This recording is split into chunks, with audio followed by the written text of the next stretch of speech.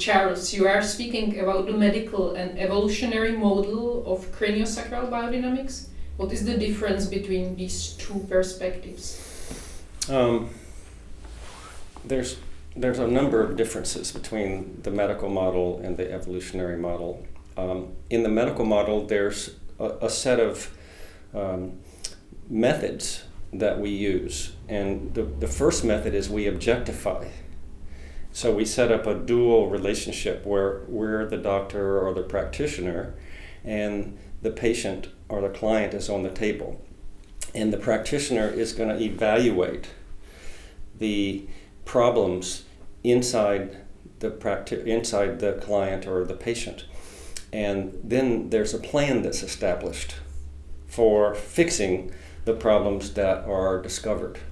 And so there's this whole relationship where doctor, patient, or therapist, client, and evaluation usually going into the body from a craniosacral point of view and evaluating the system, the craniosacral system, and based on what's found to do cranial techniques to balance the imbalances that were discovered.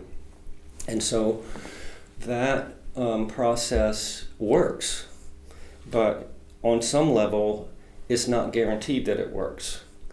And so in the evolutionary, all that is removed. There's no objectification. So instead of there being a practitioner and a client separated, there are two people who both have the same wisdom in their own bodies, the breath of life in the client's body, in the practitioner's body. And by touch, there's a process where there's a communication between the wisdom in the client's body, the wisdom in the practitioner's body. And if the practitioner is inside themselves, sensing their own inner qualities, then they will receive the information direct from the wisdom in the client's body. And then if they're surrendered to that process inside themselves, they're guided in their touch. So there's no knowing ahead of time, there's no plan ahead of time. As a matter of fact, while touching, you don't really know why you are touching. You know afterwards because the client reports their what happened, the benefits, and you go, oh, okay, so that's what happened. So it's retrospective knowing, in other words, after the fact of the doing. And the final thing is that when touching on a client in the evolutionary, there's no touching to do anything. No touching to fix, to change, to modify. It's just touch. And then resonance to resonance through the touch creates that conversation and then the guidance. Can you tell us about the reason why there is orientation to SA node so important in this work? Yeah.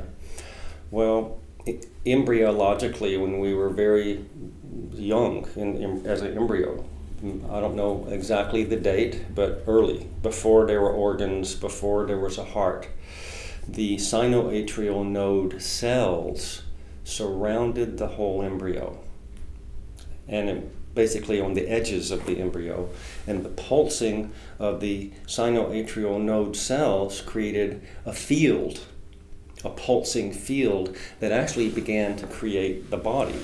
So the heart field, which is actually emanated from the sinoatrial node, made the body.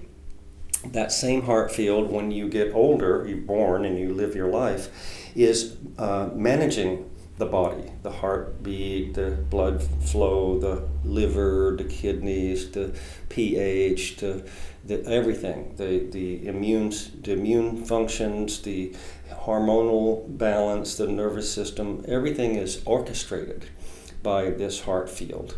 And as we get older in our 9, 10, and on age, that same power starts to develop our capacity to think for ourselves, to cognize, to take something and hold it, and then can develop a goal or a plan and then achieve it in life.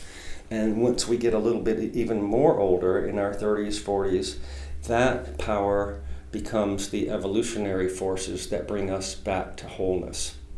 And so the power that made the body maintains the body, heals the body, and evolves our consciousness. And that power comes from the emanation from the sinoatrial node. And so accessing that is you're in the seat inside the field that already knows what's happening. Sutherland called that the tide. And since Sutherland, modern times have developed enough information that tide is actually a harmonic of the field of the sinoatrial node, the pulsing field. Are there any other basic principles of this approach that you would like to mention? Yeah, a few. One, remember there's no objectification, so being careful if we're already trained in medical model, even medical model biodynamics, that we don't objectify the person on the table, that make them a separate person over there that we as practitioners are going to fix based on some sort of a plan due to our touch and our sensing of what's happening with the person on the table, their processes, their system, and then basing our treatment on that. That's something that we don't do in biodynamics. So it's challenging if we're already trained in medical model, which most of us are. So there's a lot of unlearning to do. No objectification, no creating anything for the patient or the person on the table, the client, out of ourselves, but letting the power inside them determine the space, the distance, the containment, and all the boundaries even. And all we're doing is holding a space inside of ourselves and resting in that space and letting the qualities move us instinctually in a way where we don't know why we're being moved, we just are allowing that. And so it's there's a lot of backing up to do. From I'm a practitioner, I know what to do, I have skills, I trained in those skills, here are the skills I'm going to apply, they're going to get well because of it, and I'm going to use them. Well, all of that has to be brought back in to a point of, I don't know. I don't know how a cell works. How can I know how a 50 trillion cell human being works? I don't know how this person has lived their whole lives. I don't know what they need right now. I don't know what's the next thing for them in their evolution. I can't possibly know any of that. So if I'm honest with the truth of the situation, I can then access something that was there when that person was born, has been there all along in their lives, and has a sequence that even now, without me touching them, is already trying to happen. And then the client is only supported by our relaxation into the wisdom, and by touching, they relax. And hopefully they receive and allow the process for themselves. And then that can start a session. I know that you teach also people who are not trained in any osteopathy or body work. Yes. So is it possible for everybody to teach or to have something from this approach? If they are willing to do the practices, they're receptive to the practices, and they're disciplined in using them, it's actually easier for a person who's never been trained in the medical model approaches, because they don't have anything to unlearn first. Because as a practitioner, it's a habit. Before we even know it, we're touching the person and we're in their bodies, we're analyzing, we're reading, we're taking care of them, we're handling their process for them, and none of that has to be done with someone who's never touched. So they just come in pure innocence, and they learn these principles of abiding inside, in touch with not any notion of what to do or even knowing what is happening. And so in a way, they can go deeper faster.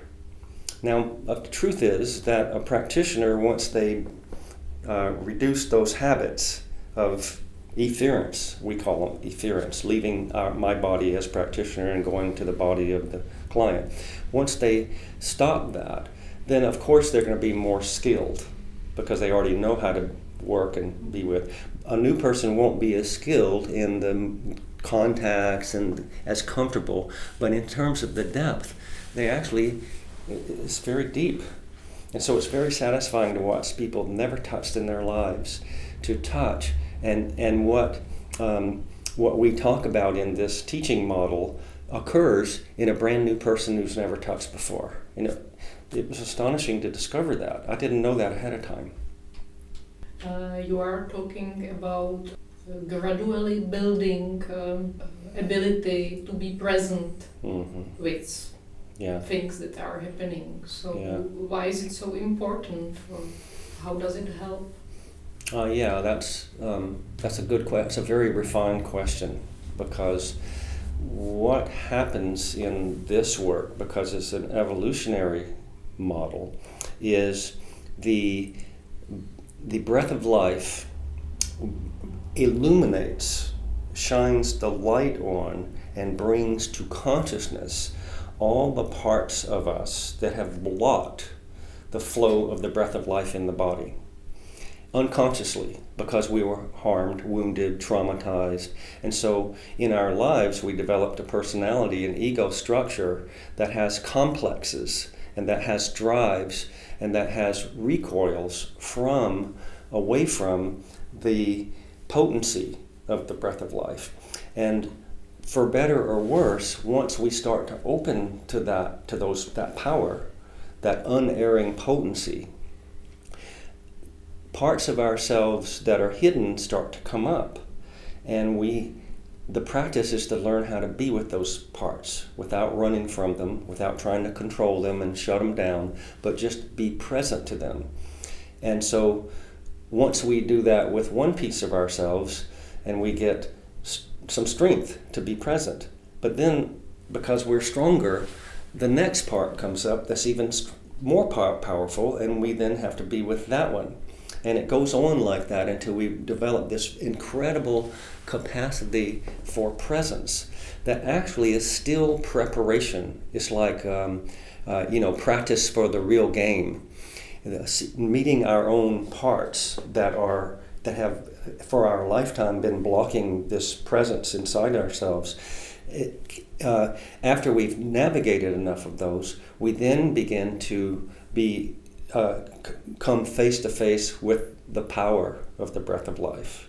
Because most of our lives we spent suppressing that power, holding it back, holding it down, hiding it from ourselves and especially from other people. And now it's starting to come up. And if we haven't developed the presence, the unwaveringness of the presence, or the muscles of presence, we won't be able to stand it. And we'll leave our bodies, or we'll shut down, or we'll try to control it, or we'll suppress it, just like we had done with all of our emotions and traumas. So the facing yourself, your own parts that have been built from your life biography, gives you the presence, strength of presence, to be with the true power of the breath of life, which is to the ego is extremely overwhelming. So that's what's important about facing yourself and the illuminated quality of the breath of life. Is it possible to tell shortly how can this work could help to clients? Yeah. Because people go, well, why you're doing nothing, and nothing's happening.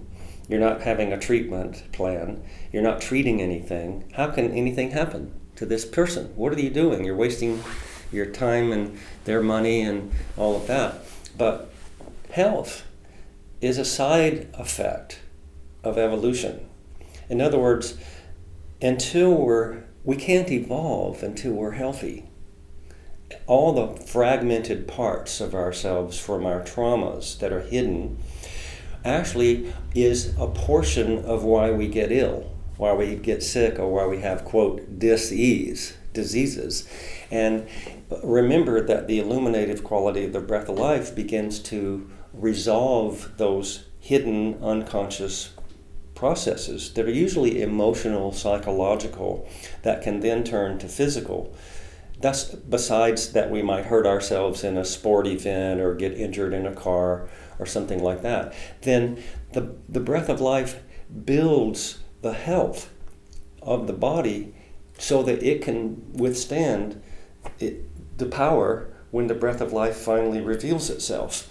So a client comes in and they may not necessarily come in for symptom relief, and they may not even mention symptom relief, but many times symptoms that they didn't even consider as part of this disappear.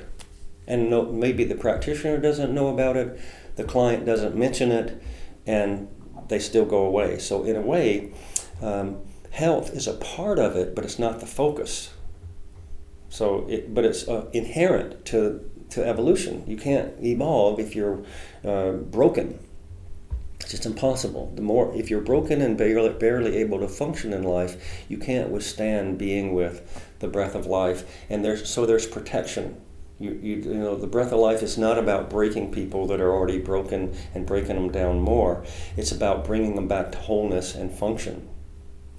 So that's what happens in a session. And I learned that not because I knew it ahead of time. I learned it by offering this, and people's symptoms that they never even mentioned would disappear. And I would go, wow. Can you tell us some hints for the daily life? What can be useful? And that's big because as a practitioner, it's one thing to do these practices in the room, the treatment room, and then you go home and you turn all that off and you become, your normal person. This work is much more fruitful meaning it's more successful, when you take these practices into your personal life. So you don't stop the practices when you walk out the session door. You're still orienting on the inside. You're still letting the inner qualities from your inner body space guide you, even with what to eat, how much to do, who to see, who not to see, how long to go to a party, whether to go to a party, how much sleep you get, on and on. So you begin to discover the things that shut down your contact with these inner qualities, and you decide that you're no longer going to do the things that close your body down to the contact. That's one, and that's more daily lifestyle. But really and truly, you need to start a daily practice of the meditation practices that we do before we touch. And if we do that every single day, we don't even have to think about, how do I work this out for myself? How do I discover a plan to make me keep this? The guidance does that, because you start to feel yourself losing it, and you don't want to lose it, and you say, wait a minute, no, I'm not going to do that, because I know what will happen, especially from experience. Because you don't know at first, but then you go out and you drink too many Prague beers. And you have a headache, and you wake up in the middle of the night with a headache, and then you got to get up and see 5 people, and you see 5 people with a headache, and you go, okay, I'm going to have fewer beers tonight when I go out, and see where your limits are with relative to the body itself. And of course, it's always practice. But if we want to keep this alive in ourselves and an unbroken continuity of contact, we have to adjust our lifestyles. We can't just live mindlessly. So there has to be some mindfulness about how we live, but based on what brings more connection as opposed to what breaks the connection, and then choose. I'm going to keep the connection, so here's my lifestyle. It's personal for everybody. And is it useful to really teach it also our clients? To explain. Thank you. I'm so happy you brought that up, because yes, some clients not necessarily, because they're not really interested and they just want to lay there and get sessions, and maybe they want symptoms to be treated and that. But some people you notice, you sense that they really want to take this into their personal lives. And actually, if we've seen them enough over enough time, almost everybody will get to that place if they stay with this work. Because this work is very different, because we don't ask them what's hurting and what feels better and how the knee is, and they know that that's not the forefront of the practice. So the people that really understand that, we give them the same practices, and then they can work with those practices on the table and become more and more receptive to these powerful surges of the breath of life, and learn how to be with what also comes up in themselves. So the practice for the practitioner is the same as it is for the client, and that's why there's no need for objectivity. It's two fellow people on the same path, journeying together, trying to connect with this inner mystery that's in both of us, and it's also around both of us. And so there's no need to go, I know more than you do, or you know more than I do. It's simply, we're going to join together in this, and hopefully that'll help for both of us. Because, I'll say one more thing. In a session, a practitioner gets the session as much as the person on the table, the client. They're both receiving a session, even though the person giving it is getting the credit. Mm-hmm. And can you say us how was your story? How you get to this work? Myself? Yes. My personal story? Yes, your personal story. That could be a long one, but I'll make it short. Short one. A short, the elevator version. Well, the first time I ever got a cranial session, I didn't go in for a symptom. I went in because an eye doctor, a friend of mine, mentioned the word cranial. And for some reason, I'd never heard of it, and I went crazy. I just went, what? Cranial? And I looked it up, and he gave me some books. And so I went and got a session, one cranial session from this doctor in California in 1973. And my consciousness was expanded for 30 days. And I went even crazier in a good way and said, I have to do this. I want to do this for my life. This is my destiny, to learn this work and to offer it to other people for the evolution of consciousness. And then, of course, the training and the practicalities of practicing and making the money and paying the student loans and all of that went into the background, the evolutionary part. But years later, 20 years or so later, it reconnected. In the 20 years from the training to that point, I sort of lost it, and I could feel something going in the background, and I felt missing, but I couldn't connect what it was. And then finally, when I actually moved out of New York and moved back to California, a few years back to California, it all came back, and I went, oh yeah, I forgot about this evolutionary. And then biodynamics came. And probably what happened is biodynamics started just coming, and then I realized, oh yeah, that's why I started this. But I'd forgotten for 20 years. And so then my work, I began to write about my work, this work now, that the book Stillness turned out to be the result of. Yeah. So, and what was the point between biodynamics and evolutionary? So it was just your idea, or no. you had some Yeah, that's a good point. When I was working, I remember being in my office, and biodynamics, the bigger tides, the bigger movements, began to just happen. The large, radiant, expansive presence, or the fluid flow, and and I'd never read anything or seen anything about it. And I go, what? I thought I was, remember I said I was crazy? Well, I really thought I was crazy now, because these things were happening in the room relative to the person and myself, and they were telling me too, and I didn't know what was happening. I was like, what is going on? I was very confused. And I was very fortunate to have osteopaths that were trained in biodynamics that were friends. And so we began to trade sessions and talk about what was happening. And then I was led to Becker and the later Sutherland work and Jim Jellis's work. And I finally went, oh, this has already been mapped. But then I said, it's not been mapped well enough, because nobody can, these books don't really tell you what's between the lines.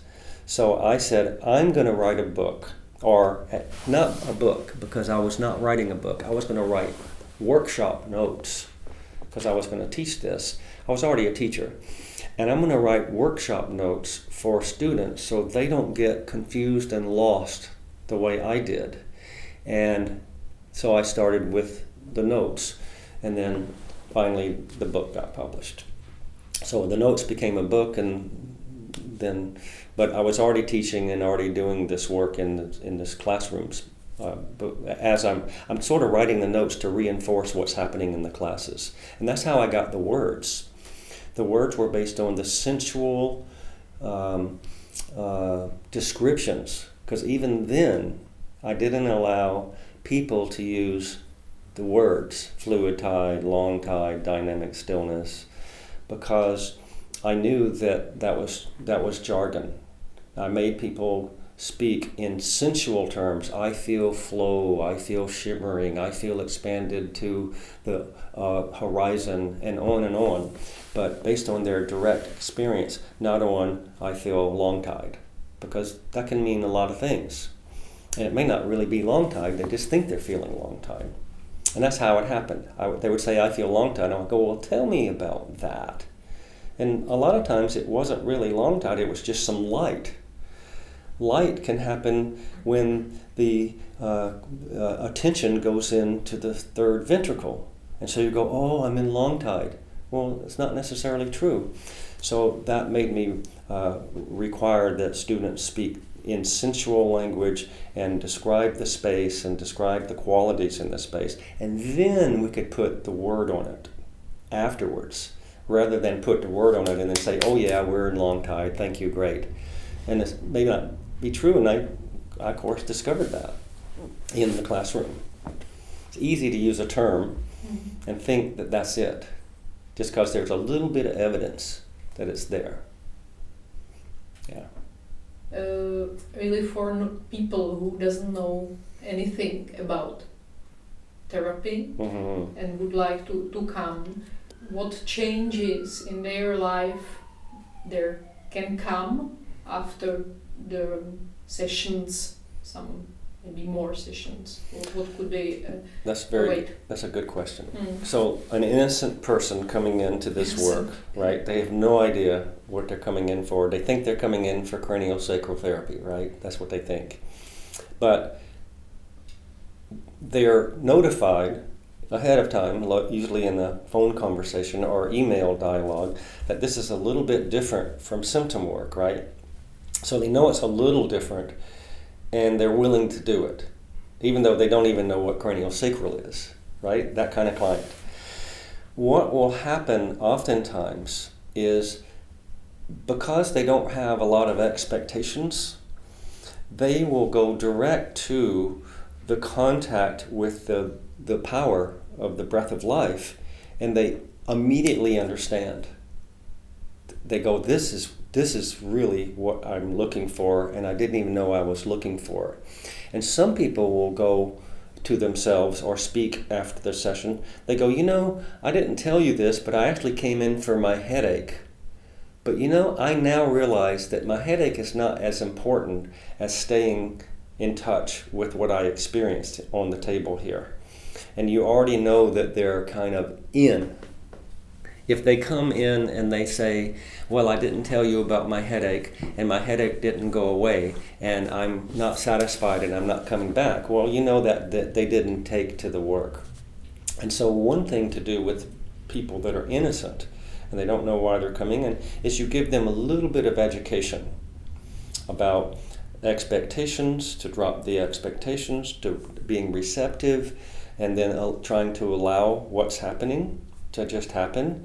And it doesn't hurt to teach them a little bit of a small piece of the practice, just to enter orientation, and maybe the inner breathing. And not complicated, very simple. And to sense, and to let emotions come up, let thoughts be there, and allow the processes that occur, the qualities, to be there. And then most people can understand that. Most people. And the truth is, not everybody. Some people, they lay down and they have the session and they don't think anything occurred. Was that the session? Was that it? And you have to say, yes, that was it, but it's a mismatch. So this is not for every single person out in the streets that want to come in and have a session. It's for people that have a little bit of self-knowledge and a lot of curiosity and longing to grow, to improve themselves, to develop themselves. So we're on a little bit of a different end of the spectrum of, forgive the word, customer. Our customers are more on the developmental end. They maybe already do yoga, or they are involved in some good exercise programs, or they're on a spiritual path. They meditate, they eat well. They're already on more that end. And it's a little bit heartbreaking that it's not for everybody, but that's just a fact. Craniosacral is probably not for everybody, even just plain old medical model craniosacral. And this, even yet again, is not even for every single craniosacral person. So we have to understand that this isn't the heal-all for everybody alive. It's only going to really take in a person that has a certain level of development already intact with themselves. Mm-hmm. That's a good question. I have my personal question. If I will start to do this practice and I will work by this model, so my system and my body and my mind will start to function in this approach. Yes. And then if I would like to work with person like by you say medical yes. Yes. approach. Yes. So how would that work? Great question. And I did that back, because in the transition, you have to. You can't just go, and just, because you'll starve to death for starters. Because most people in the work that we were doing before biodynamics are there for medical model, because that's what we were offering, right? Your headaches, symptoms, sciatica, digestion, whatever it is, that's how even our website might have those symptom TMJ, right? Mm-hmm. And so we've oriented that way, and so clients orient that way, and that's how we've been operating.